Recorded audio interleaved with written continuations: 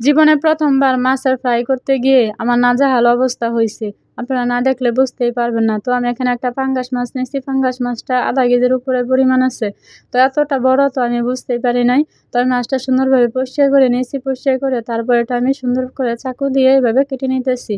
আর কাটতে কাটতে মানে চাকুটা এত ধার ছিল না, অথচ আমার আঙুলটা কেটে গেছে। তো আমি বুঝতেই পারি না যে আমার হাতটা কেটে যাবে। তো কোনো সমস্যা না। তো আমি মাছটা সুন্দরভাবে কেটে আবার ধুয়ে নিয়েছি পরিষ্কার করে। তো ধুয়ে নেওয়ার পর এখানে আমি টমেটো, আদা, রসুন, পেঁয়াজ বাটা, ধনিয়া মানে যা আছে যাবতীয় আমি মশলা সব এখানে ব্যবহার করছি আরকি।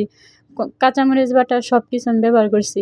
আর এখানে হলুদের গুঁড়া, মরিচের গুঁড়া, জিরার ফাঁকি আর লবণ পরিমাণ মতো আমি দিছি এখানে।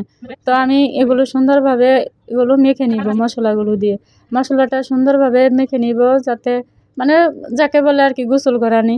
তো আমার ভালোই লাগছিল। আমি প্রথমবার, তো আমি কখনোই মাছের ফ্রাই করি নাই। আমার কাছে খুবই ভালো লাগতেছে।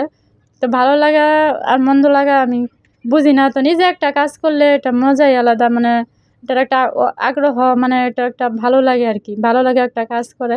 তো আমার কাছে খুবই ভালো লাগছে। তো যাই হোক, আমার ভিডিও করার উছিলা আমি করতে পারছি, এই জিনিসটা আমার কাছে খুব ভালো লাগছে। আর আমি এখানে চাট মশলাটা ব্যবহার করছি যাতে ঘ্রাণটা সুন্দর হয়। এই মশলার ঘ্রাণটা খুবই সুন্দর। আমি সব কিছুর ভিতরে এই মশলাটা ব্যবহার করি। আর মাছের ঘ্রাণটা সুন্দর হওয়ার জন্য আমি মশলাটা ব্যবহার করছি। তো আমি এখানে 10 মিনিটের জন্য রেখে দিতেছি। 10 মিনিটের জন্য রেখে দিয়ে এখানে আমি কড়াই বসিয়ে দিচ্ছি। আর আমার কড়াইটা গরম হলে এখানে আমি তেল দিয়ে দিব। তো আমি বুঝতে পারতেছি না, আচ্ছা এত মশলার ভিতরে আর কড়াইটা আমার ছোট হয়ে গেছে।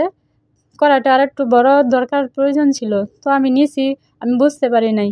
তো আমি তেলগুলা দিয়ে দিতেছি। তেলগুলা দেওয়ার পর এখন আমি মাছটা দিয়ে দিব।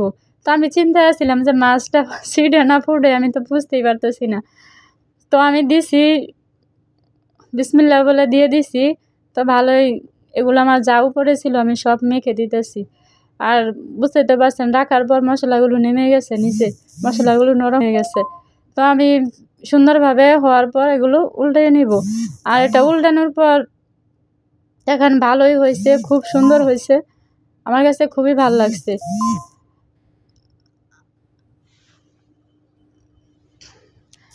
আর যাই হোক, নিজের করা জিনিস সব কিছুতেই ভালো। তো আমি মশলাগুলো এভাবে তেলে দিয়ে দিছি যাতে মশলাগুলো হয় যাতে নষ্ট না হয়। তো রেখে আর কি করব। তো আমার খারাপের ভিতর হয়েছে আর কি নেঙ্গুরটা, আমার লেজটা মাছের ভেঙে গেছে।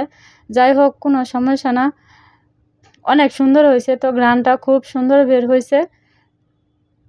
আর বিশেষ করে মানে অনেক ভালো লাগতেছে আমার, কি ভালো লাগা কাজ করতেছে, একটা ফিল অনেক ভালো লাগতেছে যে প্রথমবার আমি তৈরি করছি। মানে খুবই সুন্দর হয়েছে আসলেও। সবাই ভালো থাকবেন। আল্লাহ হাফেজ।